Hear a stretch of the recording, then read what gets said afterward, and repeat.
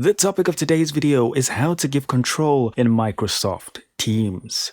Alright, so here we are in Microsoft Teams, and what we're going to do is we're just going to start a quick meeting here.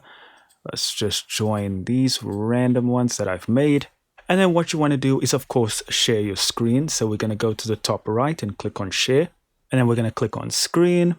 Alright, now there's a window up here. You can't see it because I'm recording on top of a screen share, but if I hover over here, you can notice over here it says participants are not allowed to control the shared content, and that's because there are no participants in this chat. Yours will be available.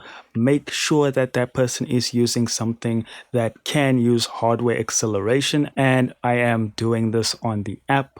I believe the client side has to be from the app, even if the other person is using the web version.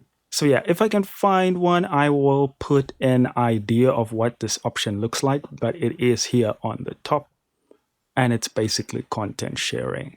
And that's it, guys. Thank you so much for watching. Do consider liking and subscribing, and I'll see you in the next one.